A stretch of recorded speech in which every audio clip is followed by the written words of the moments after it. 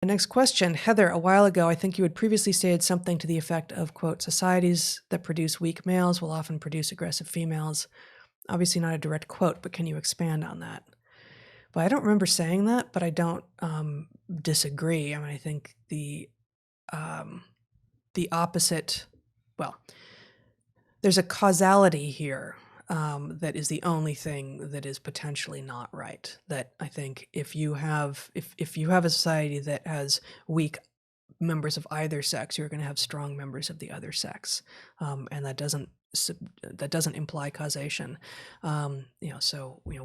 Weak females in a society are probably going to be correlated with aggressive, strong males, and weak males probably correlated with aggressive females, but producing aggressive females, maybe I might actually put the causality backward, the other way around here as well, that as you have more and more, frankly, male typical style of aggression among women, that interestingly, many men are more and more likely to step down and to sort of because they're being threatened at some level, because they're being told that this is no longer their time and they're not allowed on the stage anymore.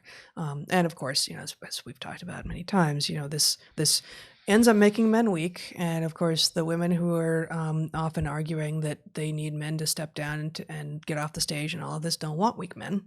And so this leaves men who have been followed some path that they thought was the right one, left with very few options. And it's not through no fault of their own. It's partially their fault. They made choices, but you just shouldn't buy it when people claim that what they want is weakness in their partners, weakness in their potential partners, and that's not what anyone wants.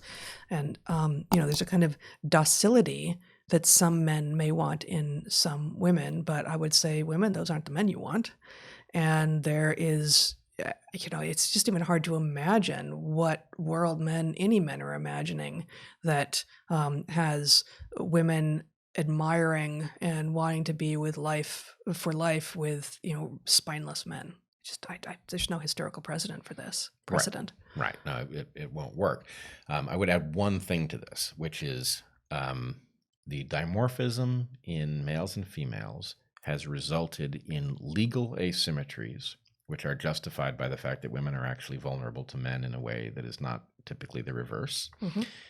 So those legal advantages that go to women, which are compensatory, can also be abused. And so one of the things that we are seeing is that women who are willing to make use of the protections of women as an offensive weapon are wielding it, which is causing men to be, at the very least, incoherent, because they can't just simply depend on the fact that if they're decent, they're not vulnerable. If accusations, in a world where we're debating what believe all women means, or believe women, does it mean believe all women, and who does that empower? You've got weapons that are not secured being wielded against people that somebody wants to do damage to, and it doesn't always result in the right people being punished. So again, it suggests that the causality being reversed here, I think, is likely. Strong women and weak men being coincident in society, which is that you bring up the weaponizing of important legal rights that women have because of sexual dimorphism. And very often when anyone, men or women, talk about the weaponization of those rights by some women, we are told that we are being misogynist, that we are acting as if we don't care about women. And I would say, actually, that's exactly 100% wrong. That it is those women who would weaponize the laws that have been put in place to protect women on account of the fact that we are, on average, smaller and have less muscle mass, who are themselves the misogynists. So they are working against the interests of all the rest of women and all the good men out there as well. That is the misogynistic position, not us criticizing them doing so. So I totally agree with that. And I'm imagining a deep fake in which you and I talking about this is same set and everything, but we're gorillas having this conversation, which frankly, you can imagine reasonable gorillas having this conversation. I've imagined you as a gorilla, sure. Well, sure, why not? But I mean, it's a fine and interesting great ape, and the dimorphism is rather profound. Rather the most polygynous, right? And for those who aren't familiar with the languaging here, polygyny is the very particular type of polygamy. Polygamy is the term that's usually used, but it always is actually, in common parlance, a stand-in for polygyny, meaning a mating system in which one male monopolizes the reproductive effort of lots of females. Right. But the investment is high on the part of silverback males. But anyway, I just think it would be funny, in some ways I find gorillas more human than chimps. Yeah. There's a humanness about them that's more relatable in some ways. But they keep the peace more frequently as well.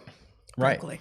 No, I think they're more peaceable, to be sure, by a lot. Something to do with having to spend so much of their day eating leaves. Actually, it is going to be diet related, not just mating system, social system. I think that's true. Yeah. But anyway, I do think it would make this very conversation, the point would be all the more effective. If I were also 50% smaller than you, for instance. Well, right, exactly. Yeah. But, the fact that you could have this conversation and that, two people who are interested in the analysis could arrive at the same conclusion, even though the disadvantage, were you to weaponize it, would be, substantial. So anyway, we'll see. The future may have the DarkHorse podcast Gorilla edition.